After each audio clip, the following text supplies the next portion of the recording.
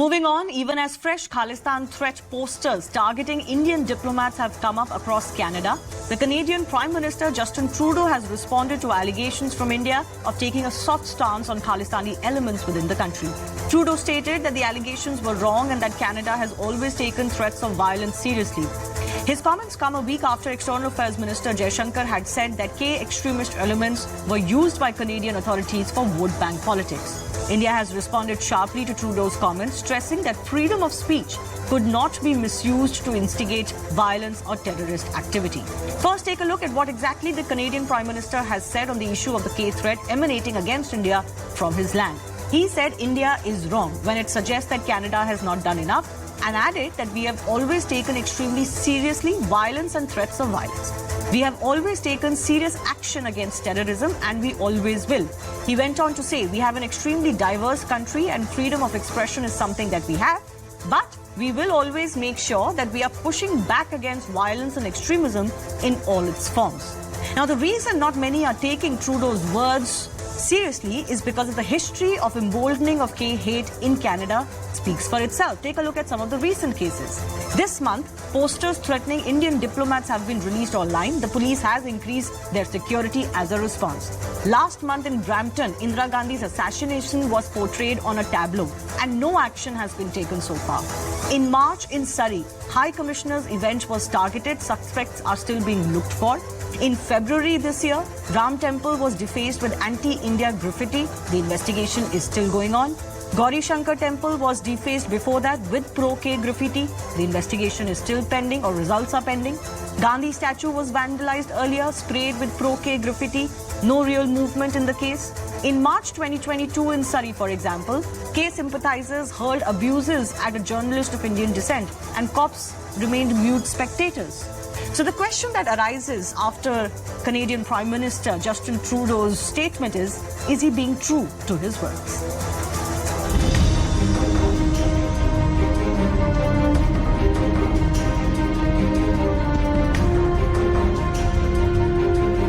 It's taken extremely seriously, violence and threats of violence.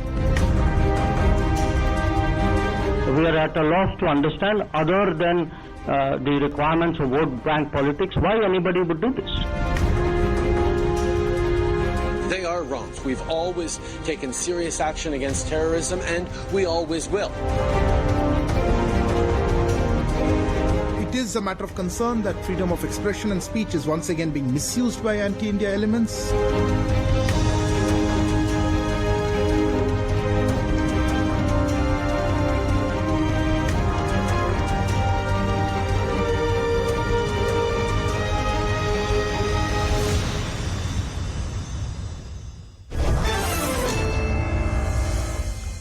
Let's go across to the guests who are joining us. Sushant Sareen is Senior Fellow of ORF, International Affairs Expert. Also, Ramneet Singh Mann is an activist joining us. Ramneet, what did you make of Justin Trudeau's statements?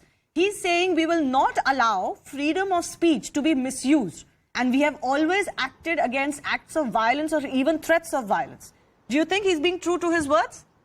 No, his words are hollow and they lack any backing or concrete measures on ground as expected by any responsible sovereign state which respects democratic values and which respects the sovereignty of other nations, number one. Number two, well, when they say that they will not tolerate violence, well, depiction of violence was on display in Canada at several occasions, whether it was the Tiranga rally, or whether it was a depiction of late Prime Minister of India, Indira Gandhi, in a manner which portrays or which glorifies murder. Yes. So I don't see, his values or his words going any forward from his political compulsions back in Canada. So I don't see him meaning any of it. Sushant? At least he should be able to bring anything on ground, literally. No. Sushant? How should we see this? The fact that Justin Trudeau has at least been forced to respond, and obviously as a Prime Minister of Canada, he was not expected to say much else. He would have defended his own record and his government's record. But the fact that he's been forced to respond, do you feel that that in itself is some sort of progress, that questions are being asked? No, I don't think so. I think the right-minded people have already asked these questions and are continuously asked these questions. The problem is with politicians like Justin Trudeau. He is actually, in a sense, playing advocate for terrorism by sidestepping the whole thing. He's being disingenuous when he says that we've always stood up against violence, because violent speech and hate speech is also violence. Because if you are instigating people to take to arms, you are openly threatening people with murder. You are threatening not just people with murder, you are threatening diplomats of a foreign country with murder, then that's a very serious problem. And if for reasons of political expediency, and even that is kind of surprising, because it's not as though all the Sikhs in Canada are Khalistanis. Number one, the Sikh community itself is a fraction of the total Indian community. Yes. Out of that, a fringe element is the Khalistani element. And yet, people like Trudeau, people like the other clowns in his cabinet have continued to stand, in a sense, with those fellows. So or that was with their alliance partner, that fellow Jagmeet Singh, whatever that clown's name is. That guy, he's a out and out Khalistani. So, and yet Mr. Trudeau thinks that, this is freedom of speech. Then I think he needs to get his head examined on what exactly is freedom of speech and freedom of expression. Because he never allowed this freedom of speech and expression to the Canadian truckers or any other people who were demonstrating peacefully. Out there, he cracks down. He brings the wrath of the government on them. But on this, he is like a pussycat on a wet day, hiding in a corner. And nobody's bank accounts are being sealed, for example, as was done for the freedom movement. But can I just ask you, you touched on a very good point. One, obviously not all Sikhs in Canada are pro-Khalistan. On top of that, the population of the Sikh community, not just in the larger Indian diaspora, but in the overall Canadian population, is a very small portion. It is a few percentage points. Why is it that it's carrying so much weight, Sushant? Now that you've touched on this point, I want to understand from you that why, as you say, a tiny minority is being able to affect Canadian politics so much. Is it because of money, power, or otherwise? Shivani, let me turn this question around. How many Italians in New York were actually part of the mafia? But the normal guy on the street is not a criminal. He is not a goon. He is not a thug like these Khalistanis are, right? So what does the normal guy on the street do when he does not even enjoy the state's protection?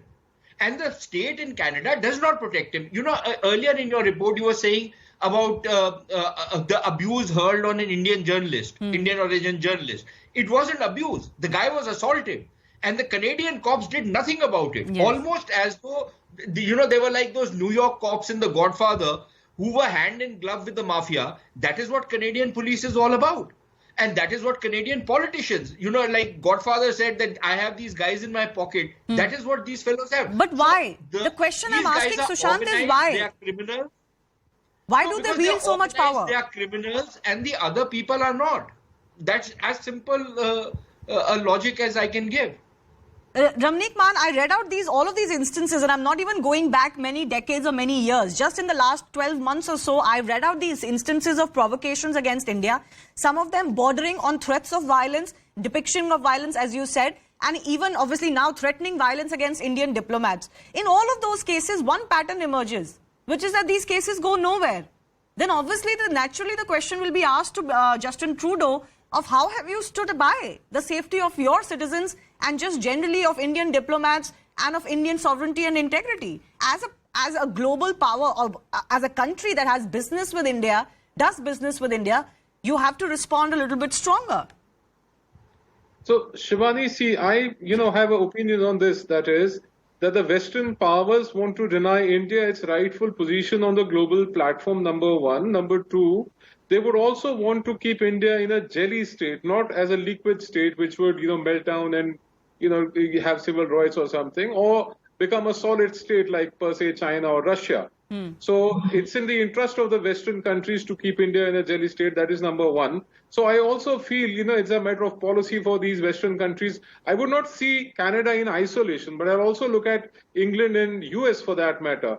But now when these Khalistani elements or these separatist elements from all across the world they are given shelter in the Western countries in the name of freedom of speech or, right to opinion or whatever, they would want to call it, number one. Number two, now when they bring out a march called a Khalistan Freedom March, they would now need to wake up and smell their coffee that this Khalistan is actually going to become a sovereign nation, if at all, on their own land, not in India.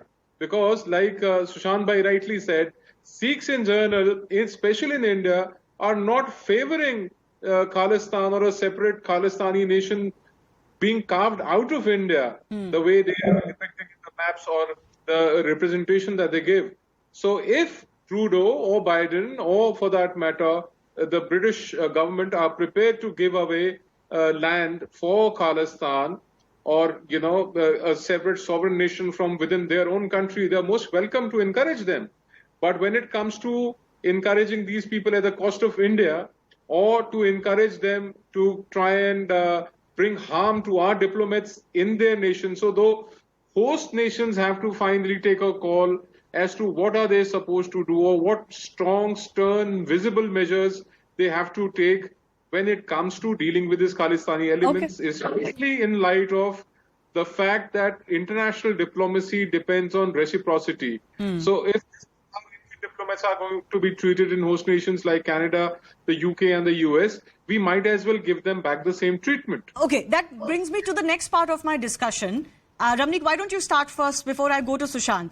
Do you believe the Indian government has done enough in recent months, in the last couple of years, let's say, especially in the last few months when this, this propaganda machinery has escalated itself, to make itself heard and also pressurize all of these governments where the Khalistani movement is present? Do you think we've done enough? Because the External Affairs Minister himself has talked about vote bank politics, I think, which would be a first. Okay, so two things. Number one, back in home, things were looking very hopeless about 4 months back before Amritpal Singh was apprehended and tucked away in a jail in Assam. So at the home front, I think they dealt fairly well with the situation at home. Now, as far as the situation away is concerned, the statements coming from the EAM, External Affairs Minister, Dr. S. Jaishankar, very strong in nature. I am sure that they will be backed by solid action on ground. But yes, I personally feel there is a lot more which can be done, which needs to be done, and which must be done to rein in and to bring these key elements under a check. Sushant Sareen, I had G. Parthasathi with me on a show when we were discussing the recent attack in San Francisco. And he believed, particularly in the case of Canada, even though the attack happened in USA, the community in India feels, especially the diplomatic community and security community, that actually USA is better at this than what Canada has been. The two countries cannot be equated. And in particular in the case of Canada, he felt, for example, which is a sentiment I see being echoed by many, that India must now take very strict diplomatic actions, maybe even degrading the relationship between India and Canada. Sushant Sareen, please.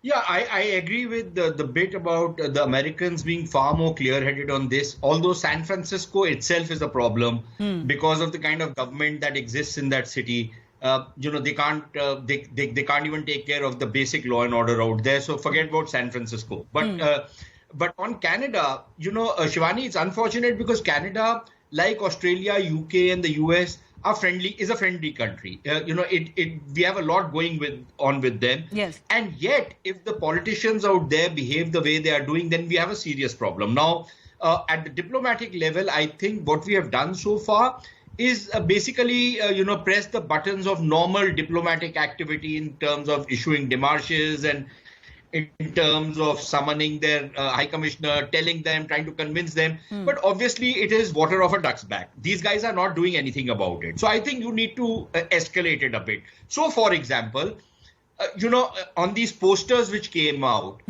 these guys have plastered the numbers and the pictures and the numbers and other details of Indian diplomats.